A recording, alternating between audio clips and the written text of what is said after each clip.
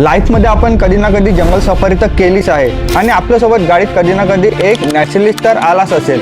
आणि नॅचरलिस्ट म्हणजे काय आहे, नॅचरलिस्टचं काम काय आहे आणि नॅचरलिस्टला नॉर्मल लोकांपेक्षा जंगलविषयी भरपूर त्यांना माहिती असते. तर आज आपण तीच माहिती घेण्यासाठी आला आहोत मोरली गेट जवळील वसुंधरा रिट्रीट या रिसॉर्टमध्ये. आपल्यासोबत आहे naturalist Mayur Shaikh. Welcome Mayur sir, तुमचे स्वागत आहे आमच्या महाराष्ट्र रोडच्या पॉडकास्टमध्ये. तुमची नॅचरलिस्टची जर्नी कुठून सुरू झाली? नॅचरलची जर्नी म्हटलं तर मला लहानपणापासूनच जे आहे कार्टून्स खूप बघायचो आम्ही. मोगली, द जंगल बुक हे जे होते हे कार्टून्स आम्ही बघता बघता मोठे झालो. लहानपणापासूनच एक आवड होती जंगलाविषयी आणि आवड म्हणजे इतकी आवड होती की मला जंगलात तुम्ही अगर आजही तुम्ही नेऊन ठेवले, मला फक्त तुम्हाला पाणी आणि व्यवस्थित खायला दिले, लाईट नाही, मोबाईल नाही दिले तरी चालेल, कुठला मला तुम्ही सॅलरी नाही दिले तरी चालेल, मी त्या जंगलामध्ये वेळ घालवू शकतो. जसे आपण बिग बॉसच्या घरामध्ये वेळ घालवतो पण ते पैशासाठी असतं. पण मला कुठलेही पैसे नाही दिले आणि तुम्ही मला सोडणार जंगलात नेऊन, तुम्ही आरामशीर राहू शकतो. मला इतका जंगल आवडतं, इतका मला जंगलावरती प्रेम आहे. आणि मी जवळपास 7 वर्ष मी ना as a Gypsy driver field नॉलेजसाठी काम केलं केसला घाट गेटला. मला ॲक्च्युली शिकून घ्यायचं होतं. आता शिकून घ्यायचं होतं म्हणजे अगोदर मी असंच जायचं की फ्रीमध्ये आपल्याला जंगल फिरायला मिळतो बा. तर मला जे आहे लहानपणापासूनच जो आहे जंगल खूप आवडायचं. आज जंगल खूप आवडायचं आणि ताडोबा आपल्या घरा लागूनच आहे, गावाला लागूनच होतं. पण सफारी सतत जाणं आणि अनुभव करणं म्हणजे खूप कॉस्टली होऊ शकतो. तितकं फायनान्शियली आपण स्ट्रॉंग नव्हतं. मग कसं करायचं, तर मी ॲज अ जिप्सी ड्रायव्हर जवळपास 7 वर्ष मी काम केलं. याच्यामध्ये मला बेनिफिट असं होतं की मला फ्रीमध्ये जंगल पण फिरायला मिळायचं आणि सोबतच मला शिकायला पण मिळायचं. आता कित्येक वेळा असं झालं की माझ्या बाजूला गाईड होते, ते सतत बोलायचे पण त्यांना कधी त्यांचे हिंदीमधले शब्द नाही समजायचे, मराठी समजायची, हिंदी नाही समजायची. तर मला बोलावं लागत होतं. आता जंगलामध्ये असताना अगर मी गेस्ट सोबत आहे, भलेचे मी जिप्सी चालवत आहे, पण मला अगर जंगलाविषयी त्यांच्यासोबत गेस्ट सोबत बोलायचं तर मला जंगलाविषयीच बोलावं लागेल. तर जंगलाविषयी बोलावं लागेल तर मला माहिती असणं गरजेचं होतं. मग पुस्तक वाचणं म्हणजे नॉलेज गेन करणं मी स्टार्ट केलं. तिथून माझा इंटरेस्ट वाढत गेलं. 7 वर्ष मी जिप्सी ड्रायव्हर हा वर्क केलं. आणि मग मला एक माझे मित्रच होते, त्यांनी मला सांगितलं, एक गेस्टच होते ते, त्यांनी मला सांगितलं की तू इतका चांगला बोलते, तुझी पिचिंग चांगली आहे, तू समजवतो खूप सुंदर, तर तू नॅचरलिस्ट का बरं बनत नाही. मला माहितीच नव्हतं की नॅचरलिस्ट हा प्रोफेशन काही असतो. मग मला त्यांनी समजवलं की नॅचरलिस्ट हा एक प्रोफेशन आहे, तू याच्यामध्ये ट्राय कर. तर मग मी एक ट्रेनिंग सेशन केलं आपला इथं बॉटनिकल गार्डनमध्ये, स्किल इंडिया थ्रू होतं. तिथे मला सर्टिफिकेट मिळालं नॅचरलिस्टचं. तिथून मला एक बूस्ट मिळालं की नाही, आपण सुद्धा नॅचरल होऊ शकतो. त्याच्यानंतर मी इथं आगरजरीला पण एक ट्रेनिंग होतं, ते पण सुद्धा गेलं चावजी सरांकडे. तिथून पण मला खूप म्हणजे इन्सेक्टपासून तर माझा जो नजरिया होता, अगोदर मी 7 वर्ष फक्त मॅमल्सकडे बघायचं, पक्ष्यांकडे बघायचं, इन्सेक्टकडे लक्ष नाही द्यायचं. मग त्या ट्रेनिंगमध्ये मला इन्सेक्टकडे सुद्धा कसं बघायचं, त्यांचं काय महत्त्व आहे हे सुद्धा मला कळलं. हे सगळं 2 ट्रेनिंग केले. त्यानंतर मी मग यावर्षी ताडोबा डिपार्टमेंटने एक्झाम कंडक्ट केलं नॅचरलिस्टचं. तो एक्झाम दिल्यानंतर मग पासआउट झालं आणि या सर्टिफाईड होऊन आज तुमच्यासमोर बसला आणि आज नॅचरलिस्ट आहे. आणि जंगल हा असा विषय आहे की एक जीवन पुरेसा नाही आहे शिकायला. तुमचं 4 जन्म तुम्हाला घ्यावं लागेल, तेव्हा कुठं तुम्ही जंगलाविषयी शिकू शकणार पूर्णपणे. मला थोडं बहुत माहिती आहे आणि लकीली माझे गेस्ट सुद्धा संतुष्ट होऊन जातात. आणि मी नेहमी प्रयत्न करतो की कन्झर्वेशन बद्दल त्यांना कसं समजवायचं. तर जंगलाविषयी अगर कन्झर्वेशन करायचं आहे, तुम्ही मेट्रो सिटीमध्ये असतात, खूप गेस्ट आमच्याकडे पुणे, मुंबई, हैदराबादवरून येतात. मी त्यांना नेहमी सांगत असतो की कन्झर्वेशन करणं म्हणजे तुम्हाला जंगलात येऊन झाडं लावायची गरज नाही. तुम्ही घरी बसून सुद्धा एक छोटीशी सवय बदलवली तर सुद्धा तुम्ही कन्झर्वेशनमध्ये तुमचं योगदान देऊ शकता. तर ते मला विचारतात कसं.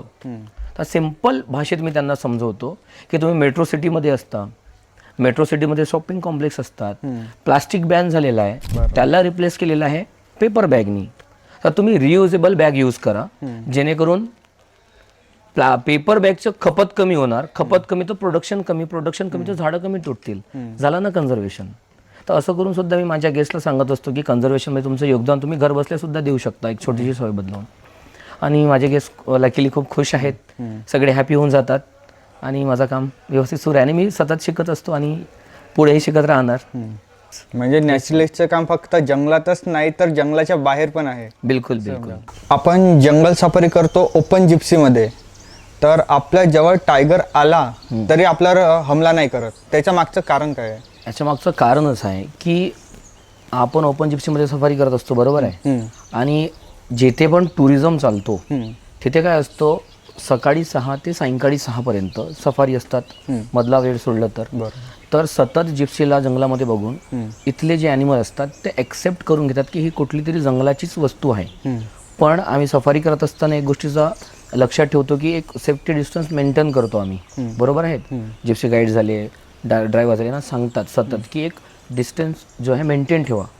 त्याच्याने त्यांना एक माहीत होती की हा एक वस्तू आहे जंगलातली, एक्सेप्ट करतात आणि यांना माहीत समजून जातो की ही काहीतरी वस्तू आहे जंगलातली, बट याच्यापासून आपल्याला काही फायदा सुद्धा नाही आणि नुकसान सुद्धा नाही. त्यामुळे ते आपल्याला इग्नोर करतात. टायगरच नाही तर वाईल्ड लाईफ टुरिझम जिथे पण चालतो, जिथे जिप्सी चालतो, तिथले सगळेच ॲनिमल यूज टू होऊन जातात.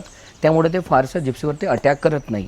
केव्हा केव्हा होत असतो की सफारीमध्ये by mistakely Gypsy close encounter होतो. त्यावेळेस काय होतो, ॲनिमल थोडासा मोक चार्ज करत असतो, म्हणजे त्याच्यामध्ये अटॅक नाही म्हणता येत त्याला, तो भीती दाखवतो, ग्राउलिंग करतो. टायगर किंवा लेपर्ड असलं की ग्राउलिंग करतो थोडं आणि मोक चार्ज दाखवतो. जसं आपल्या घरी बंदर येतात, आपण त्यांना काडी दाखवलं की ते कसे आपल्याला दातं दाखवतात, अटॅक नाही करत, फक्त भीती दाखवतात, माझ्यापासून दूर राहा, फक्त तेच होत असतो. त्यामुळे कसं आहे, आणि ते यूज टू झालेले असतात, त्यामुळे ते जिप्सीला इग्नोर करून चाले जातात.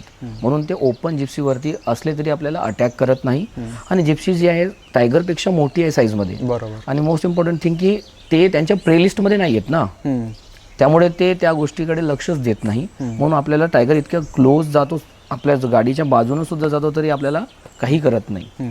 तर आपल्याला त्यावेळेस काय करायला पाहिजे की होतो तिथपर्यंत शांत असायला पाहिजे आणि आपलं बॉडी मुवमेंट कमी असलं पाहिजे, जेणेकरून त्यांना डिस्टर्बन्स नाही होईल. आणि हे मोक चार्जेस त्यामुळेच होतात की एक तो क्लोज एन्काउंटर, नाहीतर मग आपला बिहेवियर, आपण आवाज करतो सतत, टायगर जवळून चाललं आणि आपण सतत आवाज करतो, मुवमेंट करतो, तो बघणारच, बरोबर आहे. तर या सगळ्या गोष्टी लक्ष दिल्यात पाहिजे. आणि मेन कारण हेच आहे की ते यूज टू झालेले आहेत, त्यामुळे ते आपल्या जिप्सीवरती अटॅक करत नाही. आपण भरपूर वेळा जंगलातून पैदल जातो, जिप्सीमध्ये आपण सफारी करताना जिप्सीमध्ये तर आपण सेफ राहतो, पण आपण पैदल जाताना जंगलातून तेव्हा कसं सेफ राहता येणार आपल्याला? बघा, जंगलामध्ये जे मोस्ट इम्पॉर्टंट अटॅक जे होतात त्याचं मेन कारण असं आहे की सरप्राईज अटॅक जास्त होतात. सरप्राईज अटॅक कसे होतात, आता तुम्ही एखाद्या रस्त्याने चालले जिथे ॲनिमल ॲक्टिव्हिटी आहे, बरोबर आहे, तर आपण काय करतो, शांत चालतो. शांत चालल्याने काय होतं, अगर कुठल्या तरी झुडपामध्ये लेपर्ड असलं, स्लॉथ बेअर असलं किंवा टायगर असलं, बसलेला असेल किंवा झोपलेला असेल, काय असतं, आपण सडनली त्यांच्या समोर जातो, ते एकदम जे सरप्राईज होतात आणि सरप्राईज झाले की ते घाबरतात, घाबरले की ते अटॅक करतात, बरोबर आहे. अगर आपल्याला असे ठिकाणी चालू जिथे ॲनिमल ॲक्टिव्हिटी आहे आणि आपल्याला सरप्राईज अटॅकपासून वाचणं आहे, तर आपला प्रेझेन्स दाखवणं गरजेचं आहे. तर आपल्याला काय करायला पाहिजे, तर आपल्याला करायचं काहीच नाही आहे. पैदल चालत असताना दोघे आहोत तर लाऊडली बोला, किंवा एकटे आहात तर लाऊडली तुम्ही गाणं म्हणू शकता. जोपर्यंत तुमचा तो पाथ जो एरिया आहे तो क्रॉस होत नाही तोपर्यंत तुम्ही थोडा लाऊडली बोला, जेणेकरून तुमचा आवाज जे आहे तिथले कुठलाही ॲनिमल असेल तो ऐकून घेणार.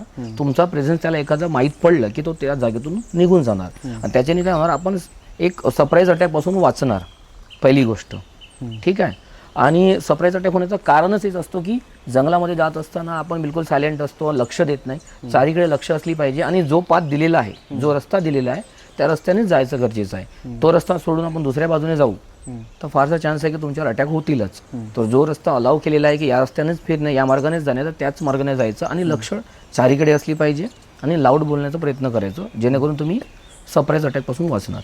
नाही, कधी असं पण होते, आपण पैदल जाताना असं नाही होऊ शकत की आपल्या बोलण्याने प्राणी आपल्याकडे अट्रॅक्ट होणार, त्याच्याने पण आपल्यावर हमला होण्याचे चान्सेस जास्त वाढणार. बघा, तुम्ही जोपर्यंत 2 पायावरती उभे आहात आणि मुवमेंट करतात ना, तुम्ही मनुष्य आहात.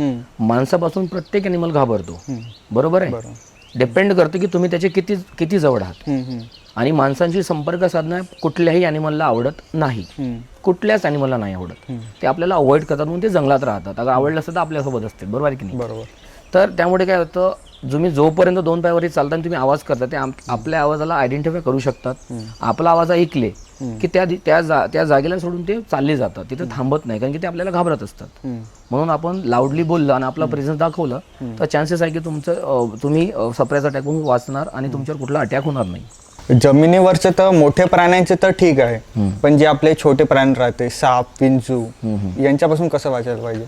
मग तुम्ही जंगलात चालले, मी तुम्हाला सांगितलं की ॲनिमल्स अटॅकपासून वाचण्याचं लाऊडली बोलणे, जेणेकरून तुमच्यावरती सरप्राईज अटॅक नाही होतील. आता राहिलं तर रॅप्टाईल्स असले, साप वीज असले काहीही असले यांच्यापासून कसं वाचायचं. तर एक काडी नेहमी हातात असली पाहिजे आणि चालत असताना ते काडी जे आहे जमिनीवर ठोकत चाललं. अच्छा. त्याच्याने काय होणार, व्हायब्रेशन निघणार आणि व्हायब्रेशन जे आहेत ते रॅप्टाईल्स जे असतात ते फील करतात. त्यांना व्हायब्रेशन फील झालं की ते रस्ता सोडून देतात. त्याच्याने काय होणार, तुम्ही जमिनीवर काळी ठोकत चालले की रॅप्टाईलपासून तुम्हाला सुरक्षा मिळणार आणि लाऊडली बोलले की ॲनिमलपासून सुरक्षा मिळणार. आपण जंगल सफारी करताना तर प्राण्यांच्या खूप जवळ जाऊन आपल्याला प्राणी बघायची राहते. बरोबर. पण आपण कधी कधी पैदल असताना पण आपल्याला प्राणी बघायची इच्छा राहते. पण आपल्याला हा पण धोका राहू शकतो की ते आपल्यावर हमला करणार. बरोबर आहे. तर आपल्याला पैदल असताना जर प्राणी बघायची राहिले तर त्यांना किती डिस्टन्स वरून बघायला सेफ राहणार, किती डिस्टन्स राहायला पाहिजे त्याच्यात. बघा, ते वाईल्ड ॲनिमल आहेत. बरोबर. जितकं लांब दिसतं नसलं तितकं बरंच. पण असं सांगतात की टायगर अगर तुम्हाला दिसेल तर 100 मीटरपासून ॲटलिस्ट तुम्हाला मागवता व्हायला पाहिजे. आणि सडनली कधीच कुठल्याही ॲनिमल समोर मुवमेंट करून बॅकअप नाही घ्यायचं. तुम्ही सडन मुवमेंट करणार आणि तुम्ही मागे हटणार तर त्याच्याने ॲनिमल डिस्टर्ब होणार. बरोबर आहे. डिस्टर्ब झाला की मग तो तुमच्याकडे पुन्हा ओढणार. त्यामुळे तुम्ही काय करू शकता, टायगर दिसलं की 100 ते 150 मीटर पासून दुरूनच तुम्ही त्याला बघितले की हळूहळू तुम्हाला बॅक घ्यायचं आहे, स्लोली मुवमेंट करायचं आणि हळूहळू मागे हटायचं आहे आणि सेफ लोकेशनला चाललं जायचं आहे. त्याच्यानंतर हेल्पलाईन नंबरला वगैरे फोन करून तुम्ही लगेच बोलवू शकता. आणि एलिफंट असलं कदाचित समोर तर असं सांगतात की ते 200-300 मीटर दूरच असलं तर बरं. पण सगळ्यात जास्त अगर सायलेंट आणि डेडलीस्ट म्हटलं तर आहे स्लॉथ बिअर. मी नॅचरलिस्ट आहे सुद्धा, मी सुद्धा जंगलात पायी फिरतो कधी, पण मला टायगरची तितकी भीती वाटत नाही. एलिफंटची नाही, मला स्लॉथ बिअरची भीती वाटतो. ते जास्त डेंजर राहते. हां, जास्त डेंजर असतात कारण की टायगर तुमच्यावर अटॅक करेल याचे चान्सेस फारसा कमी असतात. ते तुम्हाला तुमच्या मुवमेंटवरती तुम्हाला बघतात. आपल्याला काय चान्स आहे का आपण एक सेफ डिस्टन्सनी मागे जाऊ शकतो. तो एकदा तुम्हाला सोडून निघून जाईल आपल्या रस्त्याने. पण स्लॉथ बिअर तर तसं नसतं. त्यांनी एकदा तुम्हाला टार्गेट केलं की जोपर्यंत तुम्ही अनकॉन्शियस होत नाही तोपर्यंत तुम्हाला मारतच असतो. आम्ही बघितलेली आहे केसेस. त्याच्या तुम्ही व्हिडिओ बघता व्हॉट्सअपवरती, स्लॉथ बिअरने एखाद्या माणसाला अटॅक केलं की तुम्ही त्याच्या पाठीमागे कितका मोठा बॉम्ब सुद्धा फोडले ना तो तुम्हाला सोडणारच नाही. तो सतत माराने तो फक्त आणि फक्त फेसवरतीच अटॅक करतो. आणि जोपर्यंत तुम्ही अनकॉन्शियस होत नाही तोपर्यंत तुम्हाला तो मारतच असतो, सोडत नाही. त्याचा टार्गेट फिक्स झाला की तो तुम्हाला मारणारच. तो आणि वाईल्ड बोर सुद्धा. म्हणून आम्हाला असं सांगितलं आलं आहे आमच्या ट्रेनिंगमध्ये सुद्धा की टायगर दिसलं तर 100-150 मीटर दूरपासूनच तुम्हाला मागं हटायला पाहिजे. आपण पैदल असताना. एलिफंट दिसेल 200-300 मीटर पासून, मला स्लॉथ बिअर दिसेल तर 500 मीटर सुद्धा असेल तरी तुम्हाला बॅकअप घ्यायला गरजेचं आहे. कारण की तो खूप सायलेंट आहे पण डेडलीएस्ट आहे. तर सांगण्याचं हे तात्पर्य आहे की स्लॉथ बिअर पासून जितकं दूर राहता येईल तितकं दूर राहायचं नाही. होतो काय, कधी कधी स्लॉथ बिअर आता चंद्रपूर एरियामध्ये आपल्या ऊर्जानगर झालं किंवा आमच्या मूल साईडला झालं, गावाजवळ येतात स्लॉथ बिअर, तर लोक धावतात त्याच्या मागे, ओरडाओरडी करतात, फोटो काढायसाठी जातात. तर हे खूप गरजेचं आहे की स्लॉथ बिअर तुम्हाला वाटतो सायलेंट, तो कारण की तो आवाज करत नाही, रोअर करत नाही, त्याची काही केन आहे तुम्हाला दिसून पडत नाही, पण तो सायलेंट आहे पण खूप डेडलीएस्ट आहे. म्हणून त्याच्यापासून दूर असेलच बरं. मी रिसेंटली आता सफारीला गेलो होतो तर मला टायगर दिसला आणि तो टायगर पाण्याकडे असं बॅकसाईड करून बसला होता. बरोबर आहे. त्याच्या मागचे रिझन काय आहे? बघा, टायगरच्या बॉडीवरती जे मोठे मसल जे असतात ते बॅक साईडलाच असतात. त्याच्या टेल पासून तर त्याच्या थाईज पर्यंत मसल मास जास्त असतो मागच्या बाजूला आणि त्याचा हीट खूप जास्त वाढतो. मसल मास जिथे जास्त तिथला टेम्परेचर जास्त असतो, त्यामुळे तो मागच्या बाजूनेच बसतो पाण्यामध्ये आणि तो लवकर कूल होतो त्याची बॉडी. त्याच्याने त्याचा टेम्परेचर लवकर कंट्रोल करू शकतो तो. त्याच्यानंतर पुन्हा तो बॉडी जी आहे ती अर्धी बाहेर ठेवतो नेहमी टायगर, अर्धी बाहेर राहते. बरोबर आहे.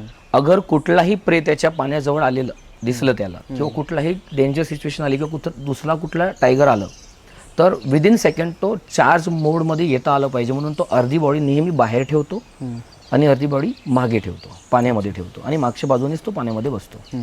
आणि टायगर सोबत आपण थोडं लेपर्डला पण कम्पेअर करू शकतो, पण लेपर्ड कधी आपल्याला पाण्यात बसलेला दिसत नाही.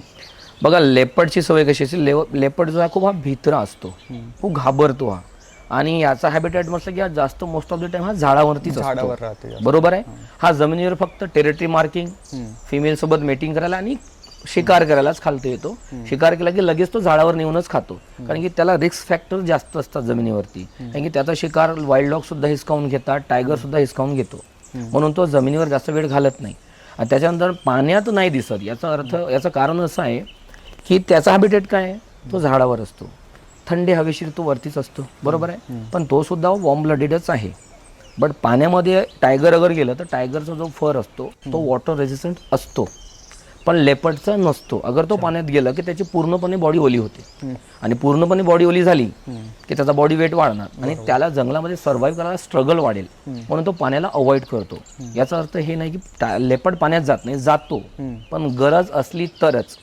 त्याला खूप चांगला स्विम सुद्धा करता येतो लेपर्डला, पण तो पाण्याला अवॉइड करतो.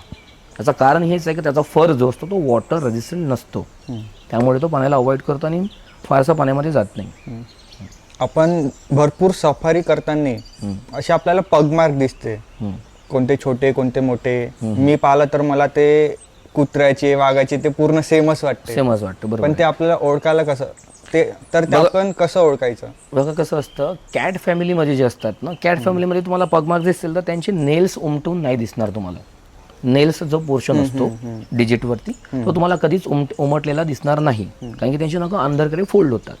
आणि डॉग फॅमिलीमध्ये तसं नसतो, त्यांचे नेल्स सुद्धा दिसतात. तुम्ही आता याच्यानंतर कधी तुम्ही पगमार्क बघितले नीटपणे बघायचं, त्यांचे जे बोटाचा जो हिस्सा असतो त्याच्या टोकावरती तुम्हाला नखं बाहेर निघालेले दिसले हे समजायचं का डॉग फॅमिलीतलं आहे, आणि नखं नाही दिसले तर समजायचं हा कॅट फॅमिलीमधला आहे. अच्छा, याच्यामध्ये कॅट फॅमिलीमध्ये सुद्धा आम्ही पगमार्कनी मेल फिमेल आयडेंटिफाय करू शकतो. ते कशा प्रकारे?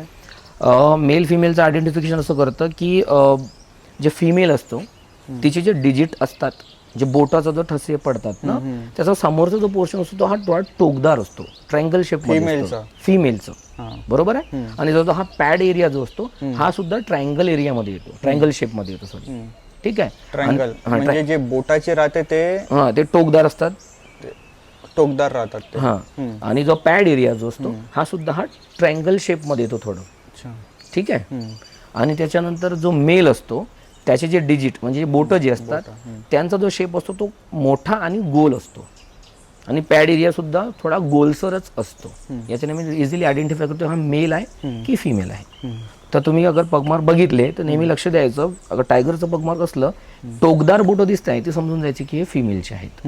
पण कधी फिमेल वगैरे छोटी असणार तर ते आपल्याला फेसवरून कसं ओळखता येणार?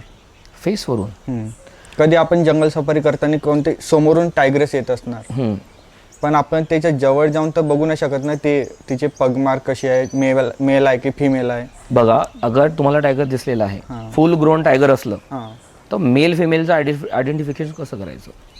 फिमेलचं डोक्याचा जो पोर्शन असतो ना, डोका तो छोटा असतो कम्पेअर टू बॉडी, थोडा छोटा असतो डोक्याचा साईज, आणि मेल जो असतो त्याचा डोका मोठा असतो, असं दाढीदार सुद्धा दिसतो कधी कधी टायगर. आता दडियल नावाचा टायगर सुद्धा आहे थोड्या वेळेला, बरोबर आहे. तर मेलचा डोका मोठा असतो, मोठा डोका, बॉडी मस्क्युलर आणि साईजमध्ये पण मोठा असतो, म्हणजे तो मेल. आणि फिमेलचं फुल ग्रोन फिमेल सुद्धा असली की तिचा डोका छोटा असतो, त्याच्याने ओळखता येते की मेल आहे की फिमेल आहे. पण जे सबअडल्ट एजमध्ये असतात तेव्हा थोडा डिफिकल्ट होऊ शकतो, कारण की तेव्हा ते समजून येत नाही की हा मेल आहे की फिमेल आहे, ठीक आहे. पण काउंटिंगच्या वेळेस टायगर कसे काउंट होतात? कारण की टायगर कुठे कुठे या जंगलात एवढे टायगर आहे, एवढे टायग्रेस आहे, बुद्ध पौर्णिमेला काउंटिंग होते, पण आपल्याला कन्फर्म कसं होतं की या जंगलात एवढेच टायगर आहे? बघा, AITE all India tiger estimation यांच्या थ्रू एक ऑपरेशन केलं जातं दर 4 वर्षाला, ठीक आहे, पूर्ण भारतमध्ये. फक्त टायगर रिझर्व नाही तर पूर्ण भारताचा जितका फॉरेस्ट एरिया, पूर्ण भारतामध्ये वेगवेगळ्या ठिकाणी कॅमेरा ट्रॅप्स लावल्या जातात, सर्वेज केले जातात, आणि त्या कॅमेरा ट्रॅप्समध्ये हजारो नाही लाखो फोटोज येतात. जसे आपले अंगुठ्याचे ठसे असतात, फिंगरप्रिंट असतात, तसे प्रत्येक टायगरचे स्ट्राइप्स वेगळे असतात. ते सगळे ॲनालाइज करून सगळं व्यवस्थित बघून मग आयडेंटिफाय केलं जातं की हा मेल आहे की फिमेल आहे, हा कुठला टायगर आहे, आणि त्यांना नंबरिंगसुद्धा दिलेली असते, कोड नंबरिंग दिलेली असते डिपार्टमेंट थ्रू. हे सगळं ऑपरेशन थ्रू केलं जातो, सगळं सर्वे केला जातो. त्याच्यानंतर जानेवारी ते एप्रिल या टायमिंगमध्ये दर 4 वर्षाला हे सगळं डाटा कलेक्ट करून मग ॲनालाइज केला जातो, आणि मग माहीत पडते की टायगरची पॉप्युलेशन आपल्या भारतामध्ये किती आहे. पण आपण सेन्सेक्स करताना आपण मचांवर बसतो, तेव्हा आपण काउंटिंग करतो. त्या काउंटिंग मध्ये कारण की एक टायगर इथे एका ठिकाणी पाणी पिऊन गेला, तिथे काउंट करणार 1, आणि तोच टायगर दुसऱ्या ठिकाणी गेला आणि तिथे काउंट करणार 1, कारण की एकाच टायगरची 2 वेळा काउंटिंग होणार ना. तर ते कसं? त्यामुळेच डिपार्टमेंट जो आहे त्या काउंटिंगला ऑफिशियली नाही घेत, तर कॅमेरा ट्रॅपनी जे काउंटिंग केली जातं त्यांनाच काउंट केलं जातं ते नाही मानल्या जात. अच्छा. कारण की कॅमेरा ट्रॅपने ॲक्युरेट म्हणजे क्लिअर डेटा येतो ना, पूर्ण स्ट्राईप पासून फोटोज पासून सगळं येतो. दोन्ही साईडनी फोटो निघतात टायगरचे, त्यांचे स्ट्राईप्स मॅच केल्या जातात आणि तोच आहे की नाही ते सगळं व्यवस्थित समजून येतो. अगर एखादा टायगर या वॉटर बॉडीवरती आला, आपण काउंट केला, इथे सुद्धा कॅमेरा ट्रॅप असतो, तो दुसऱ्या वॉटर बॉडीला गेला तिथे सुद्धा कॅमेरा ट्रॅप असतो. मग त्याच्या स्ट्राईप्सला आयडेंटिफाय करून मग माहीत केलं जातं की हा तोच आहे की वेगळा आहे.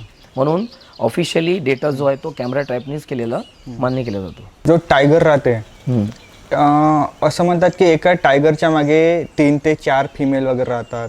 त्या फिमेलचा एरिया कमी राहते, टायगरचा जास्त राहते. तो किती राहते नेमका? बघा, आपल्या भारतामध्ये वेगवेगळ्या ठिकाणी वेगवेगळा टेरिटरी एरिया असू शकतो. कमीत कमी एका मेल टायगरचा एरिया 20 किलोमीटर तर असतेच. मेलचं जास्तीत जास्त 100 किलोमीटर 100 किलोमीटर स्क्वेअर किलोमीटर मध्ये सुद्धा रेकॉर्ड केलेला गेला आहे. त्याच्यामध्ये डिपेंड करतो की ते मेल फिमेल्स किती आहेत, ते प्रे अवेलेबिलिटी किती आहे त्याच्यावर डिपेंड करतो त्याचा एरिया. आपल्या ताडव्यामध्ये जवळपास 25, 30, 35 किलोमीटर मध्ये स्क्वेअर किलोमीटर मध्ये एका मेलचा असू शकतो. त्याच्यामध्ये 2 ते 3 फिमेल असणं राहतातच. मी कम्पॅरिझन अगर केलं मेल आणि फिमेलमध्ये तर मेलचा एरिया जास्त असतो आणि फिमेलचा कमी. फिमेलचा 10 ते 12 असू शकतो. कमी जास्त यांच्यामध्ये सुद्धा होतो. डिपेंड करतं की तिथे मेल फिमेल्स किती आहेत, वॉटर बॉडीज किती आहेत, प्रे कसे आहेत, कुठले आहेत, किती आहेत, त्याच्याने त्यांचा डिपेंड करतो एरिया. ठीक आहे. जनरली फिमेलचा एरिया 8 ते 10, 12 किलोमीटर पर्यंत असू शकतो स्क्वेअर किलोमीटर. टायगरचा एरिया तर हा ठीक आहे, कोणाचा 20 राहतो, कोणाचा 100 पर्यंत जाऊ शकतो. पण त्यांचा एरिया फिक्स कसा होता, ते मार्क कसे करतात? 2 प्रकारे टायगर टेरिटरी मार्क करत असतो. एक स्क्रॅच मार्किंग, दुसरा स्प्रे मार्किंग. बरोबर आहे. स्क्रॅच मार्किंग करत असताना त्याला 3 फायदे होतात. एक तर त्याचा टेरिटरी मार्क होणार, सेकंड त्याचे नेल्स जे असतात ते शार्प होतात.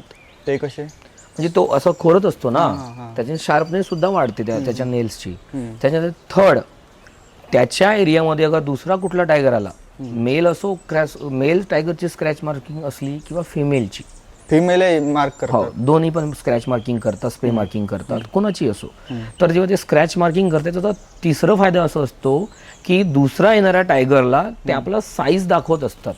म्हणजे दुसरा अगर टायगर आला तर तो कम्पॅरिझन करतो की याचे हा 2 पायावरती उभं झाला तर याचे हात इथपर्यंत चालले याचे, आणि हा स्क्रॅच करतोय म्हणजे याचा साईज किती असणार याच्याने साईज सुद्धा दाखवतात. आणि आता आम्ही बघितलं आहे की टायगर आता टेक्निक सुद्धा वापरायला लागले आहेत की ते जम्प करून मार्क करतात. म्हणजे जितके जम्प करतील आणि स्क्रॅच करतील येणाऱ्या दुसऱ्या टायगरला असं वाटेल याचा साईज मोठा आहे, तर असं सुद्धा ते एकमेकांना बेवकूफ बनवत असतात.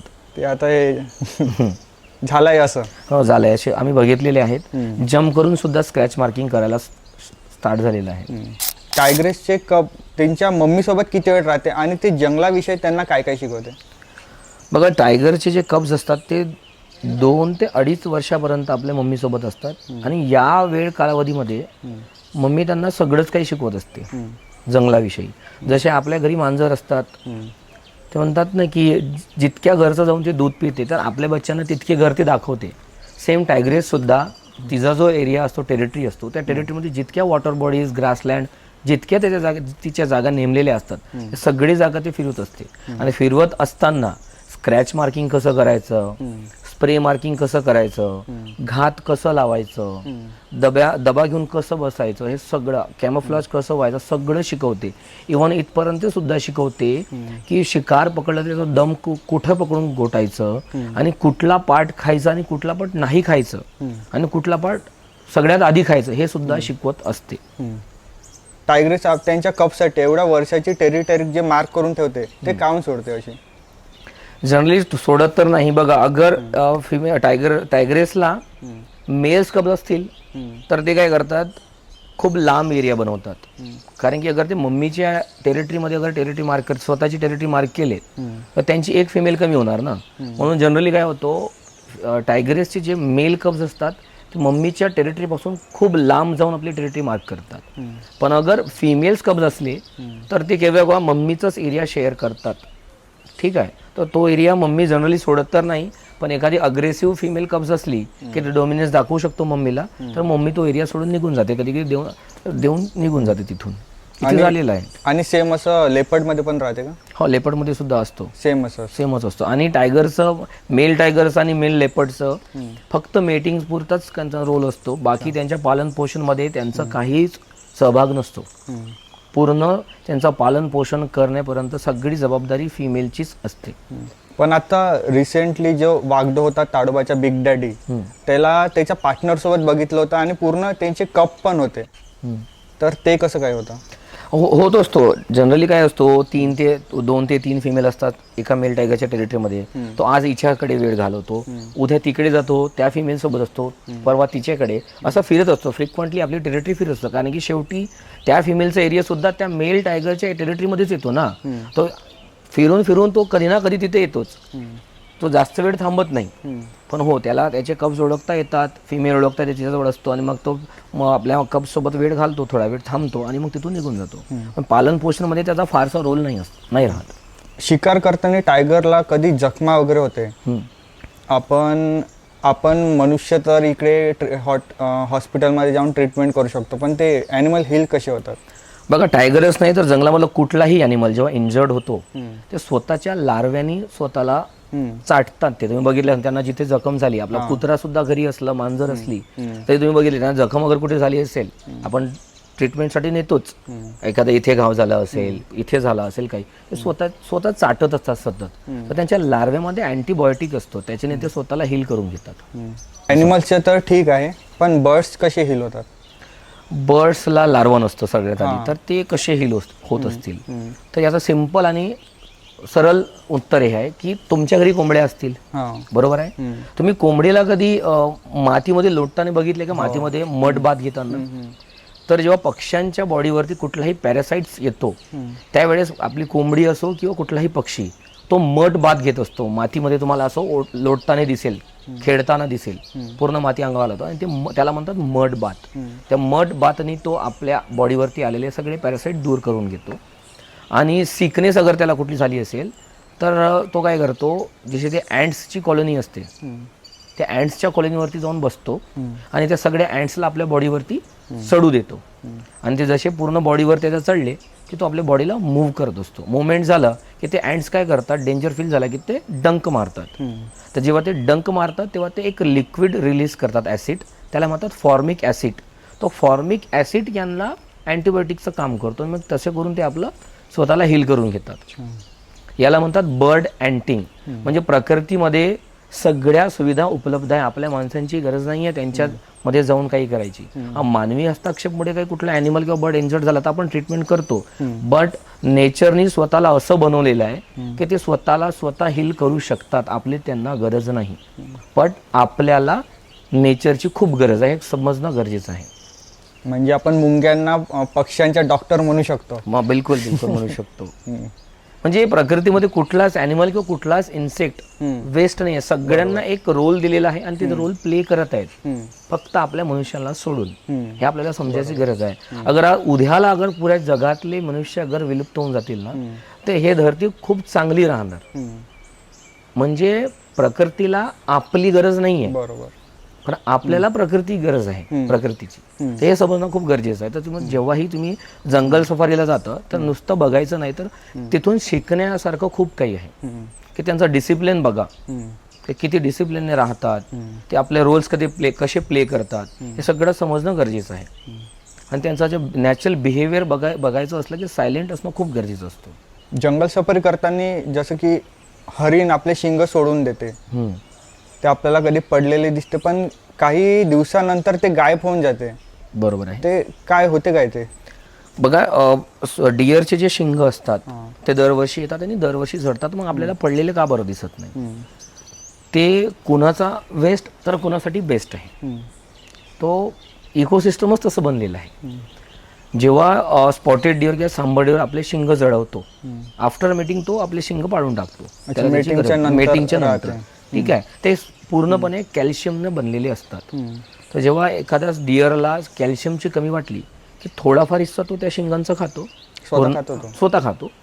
कॅल्शियमची कमी वाटली तरच, अथवा नाही, आणि मग तो बाकीचा हिस्सा सोडून देतो. मग तो बाकीचा हिस्सा सोडलेला मग आपल्याला दिसत का बरं नाही?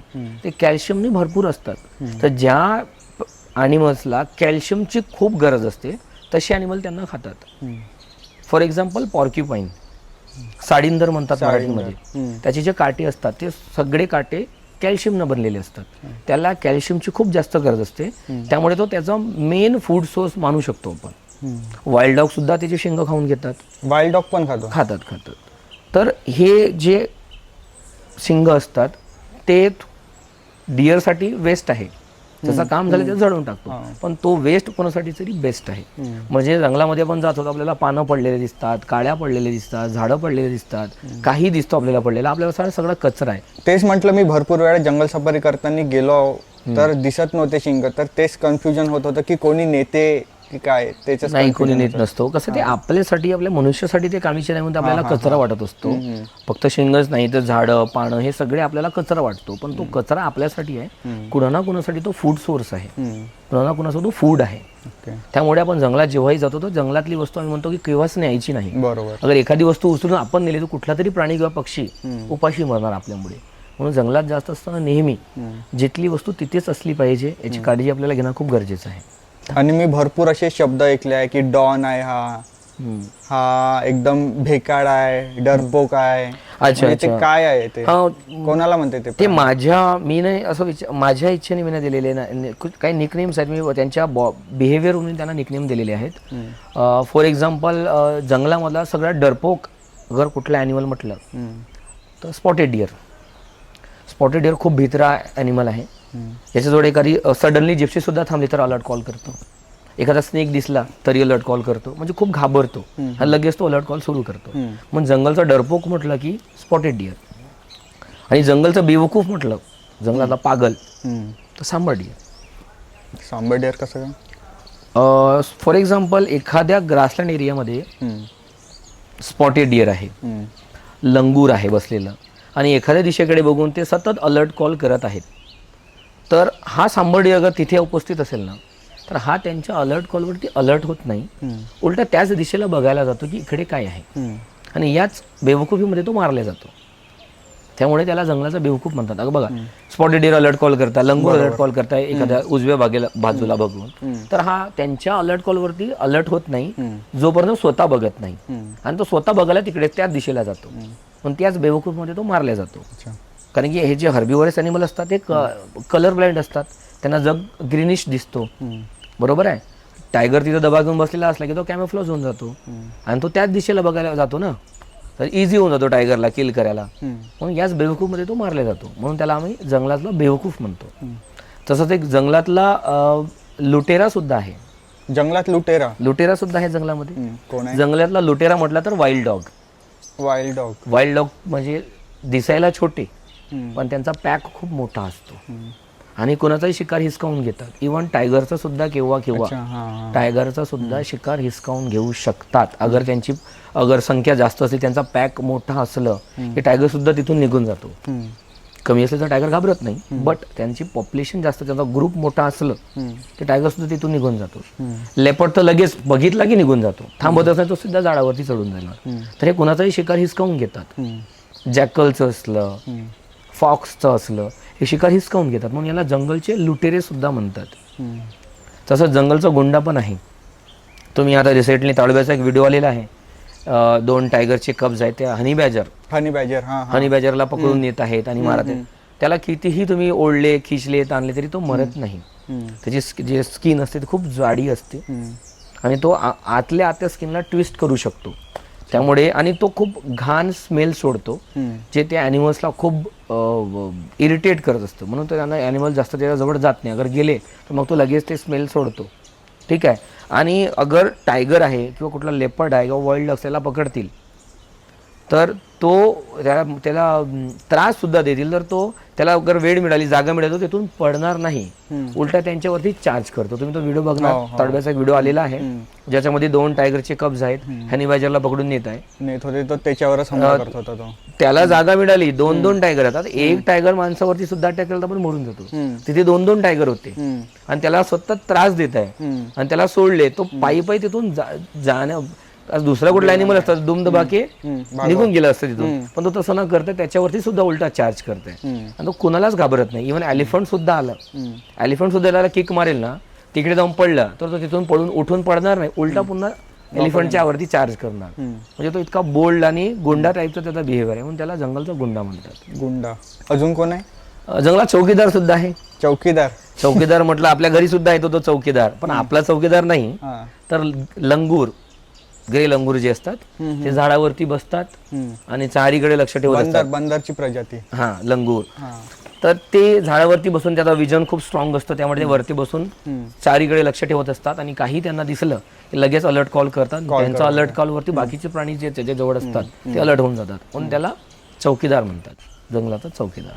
पण ते कधी कधी फेक कॉल पण करतात ना. Fake call? हा. नाही, तो कॉल फेक कॉल नाही म्हणत त्याला. हा. तो त्याचा डोमिनन्स दाखवायसाठी तो कॉल असतो तो वेगळा असतो. अलर्ट कॉलसाठी काढलेला आवाज जो असतो तो वेगळा असतो. अच्छा, याच्यातही वेगळे डिफरंट असतो. हा हा. तो असा आवाज काढला तो डॉमिनन्स दाखवतो त्यांच्या लँग्वेज मध्ये. तो दुसऱ्या लंगूसला तो डॉमिनन्स दाखवण्यासाठी तो आवाज काढतो. आणि खॅक खॅक करून असा जो आवाज काढतो, लंब्या सूरमध्ये काढला की टायगर, थोडा थांबत थांबत काढला की लेपर्ड, असं मानलं जातं. ते कॉल्स वेगळे वेगळे असतात. ते फॉल्स कॉल्स पण राहतात. हो हो, राहतो. 100% कोणाचे कॉल्स राहतात. करेक्ट. तर सांगितलं ना तुम्हाला की जोपर्यंत स्वतः बघणार नाही तोपर्यंत अलर्ट होत नाही. म्हणजे तो कोण? सांबर डिअर. त्याच्याच कॉलला आम्ही जास्त सक्सेस मानू शकतो. पण ते फेक पण राहू शकतात का? नाही, फेक नाही म्हणू शकत त्याला. फेक तो कॉल करतच नाही विनाकारणाने. अच्छा. हा, त्याच्यासोबत एखादा छोटा सांबर डिअर असला, कब्ज असला, तर लेपर्ड दिसला तो अलर्ट कॉल करू शकतो तो. बट जनरली तो लेपर्डला घाबरत नाही, कारण की साईजमध्ये मोठा असतो.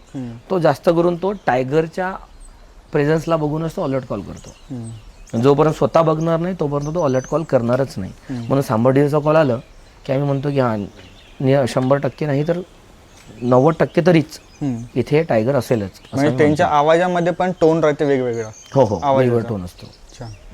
त्याच्यावरून आपल्याला समजता येते की हा, स्पॉटेड डिअरचा कॉल वेगळं, सांबर डिअरचं वेगळं. स्पॉटेड डिअर तुम्हाला सांगितलं ना की सापाला बघेल तरी सुद्धा अलर्ट कॉल करतो, जिप्सी जवळ थांबले तरी अलर्ट कॉल करतो. तर त्याच्या कॉलला मी तितका सिरियस घेत नाही जितका मी सांबर डिअरच्या कॉलला घेतो. अच्छा. ताडोबाला समरमध्ये जास्त लोक विजिट करतात, पण समर सोडून अजून कोणता बेस्ट सीजन आहे ताडोबासाठी? बघा, तसं बघितलं तर विंटर टू समर हा टायमिंगच बेस्ट आहे.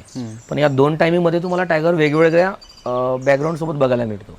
अगर तुम्ही विंटरमध्ये तुमची सफारी डिसाईड केलेली आहे, विंटरमध्ये तुम्ही सफारी करणार, तर तुम्हाला जंगलच्या ग्रीनरी सोबत टायगर बघायला मिळेल. आणि त्यावेळेस तुम्हाला जंगलमध्ये टायगरचे रोअरिंग सुद्धा ऐकायला मिळेल, कारण की तो असतो मेटिंग सीझन. मेटिंग सीझन पीकवर असतो त्यावेळेस कसं फिमेल्सला अट्रॅक्ट करण्यासाठी सतत मेल सुद्धा रोअरिंग करतात, किंवा मेल्सला आपला प्रेझेन्स दाखवण्यासाठी फिमेल सुद्धा रोअरिंग करत असतात. त्यामुळे तुम्हाला जंगलामध्ये टायगरची रोअरिंग ऐकायला मिळेल. टेरिटरी फाईट सुद्धा बघायला मिळू शकतो विंटर सीझनमध्ये. ठीक आहे. त्याच्यासोबत अगर तुम्ही समरमध्ये तुमची सफारी डिसाईड केलेली आहे, तर समरमध्ये काय असतो, जंगल फारसा क्लिअर असतो, पानं झडलेली असतात, विजिबिलिटी स्ट्रॉंग असते, आणि टायगर मोस्टली पाण्याजवळच बसलेला मिळेल तुम्हाला, किंवा अशा ठिकाणी मिळेल जिथे थंडावा आहे, तिथेच बसलेला मिळू शकतो. आणि लाईव्ह किल बघण्याचे चान्सेस वाढतात समरमध्ये. हा, कारण की विजिबिलिटी स्ट्रॉंग असते आणि सगळे जे प्राणी असतात शेवटला पाण्याजवळच येतात, आणि टायगर नियर बाय असल्यामुळे त्या एरियामध्ये तुम्हाला हंटिंग मुवमेंट जो असतो, आपण म्हणतो ना किल मुवमेंट, ते बघायला मिळू शकतो. लाईव्ह किल बघायला मिळायचे चान्सेस तुम्हाला समरमध्ये वाढतात. तर हे होते नॅचरलिस्ट मयूर शेख. जर तुम्हाला पण जंगलविषयी माहिती जाणून घ्यायची असेल, शिकायची असेल, आणि तुम्हाला पण नॅचरलिस्ट बनायचं असेल, तर तुम्ही मयूर शेख यांच्या इंस्टा आयडीला DM करू शकता. आणि तुम्हाला हा पॉडकास्ट कसा वाटला नक्की कमेंटमध्ये सांगा, आणि जास्तीत जास्त लोकांपर्यंत हा पॉडकास्ट शेअर करा, आणि त्यांना पण जंगलविषयी भरपूर ज्ञान द्या तुमच्यातर्फे. आणि तुम्हाला कोणत्या टॉपिकवर पॉडकास्ट बघायला आवडेल आम्हाला कमेंटमध्ये नक्की सांगा. आणि तुमचे जंगल रिलेटेड काही क्वेश्चन असेल तर ते पण कमेंटमध्ये टाका. आमची टीम आणि मी स्पेशली मयूर सरांना पण रिक्वेस्ट करणार, सर तुम्ही पण आमचे कमेंट चेक करा, काही लोकांचे क्वेरीज असणार ते पण सॉल्व करा. आणि धन्यवाद, आणि बघत राहा महाराष्ट्र रोअर. मला आज महाराष्ट्र रोअर चॅनलने एक संधी दिली की मी जंगलाविषयी माहिती तुमच्यापर्यंत पोहोचू शकू, याचा खूप आभार मानतो. आणि तुम्ही सुद्धा महाराष्ट्र रोअर या चॅनलला बघत राहा. आणि जंगलाविषयी तुम्हाला कुठलीही माहिती असेल तर तुम्ही नक्की कमेंटमध्ये सांगा, मी तुम्हाला त्या गोष्टीचा रिप्लाय देईन.